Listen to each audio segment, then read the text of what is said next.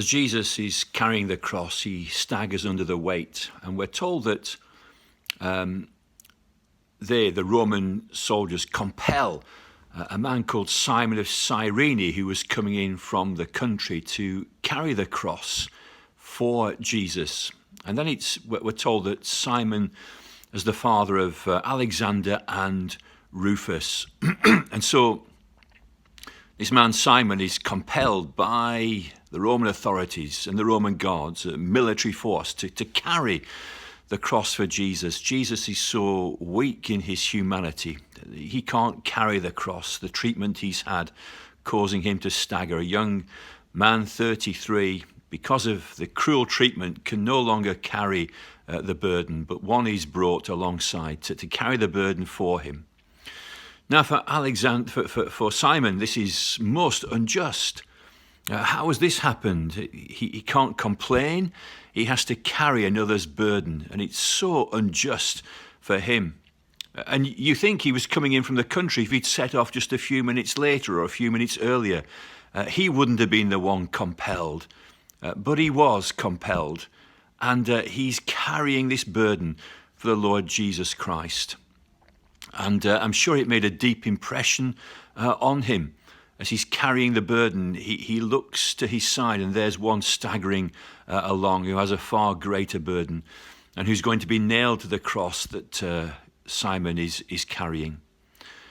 He then understands what happens. He looks at Calvary and sees the one he's helped dying on the cross on Calvary.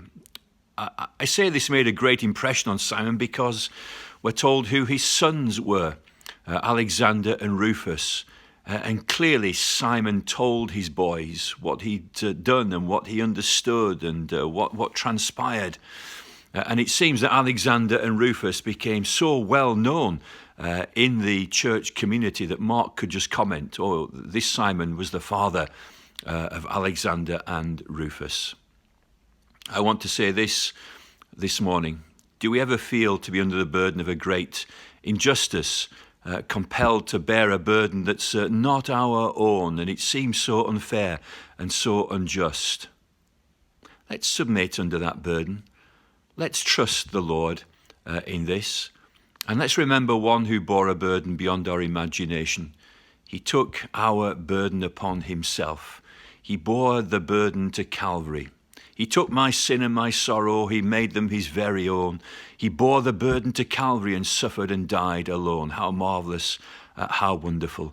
If you're under a burden this morning, just have a glance at Jesus Christ carrying your burdens to Calvary. The burden that would have sunk you to hell for eternity, he took on his shoulders and he suffered and died alone, that you and I might be free. Come to me, all you who are weary and heavy laden, says Jesus, and I will give you rest.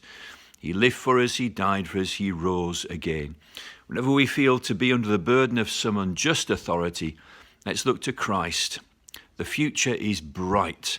Trust in the Lord, and God works out all his purposes. As I say, if Simon had set off a bit earlier, a bit later, he wouldn't have been the one compelled to bear that burden. If he'd never borne the burden, he'd never understood the wonder of Christ and what was happening. Let's learn from our burdens and our experiences. Let's trust God in all circumstances. And again, Romans 8:28, all things work together for good for those who love the Lord, who are the called according to his purpose.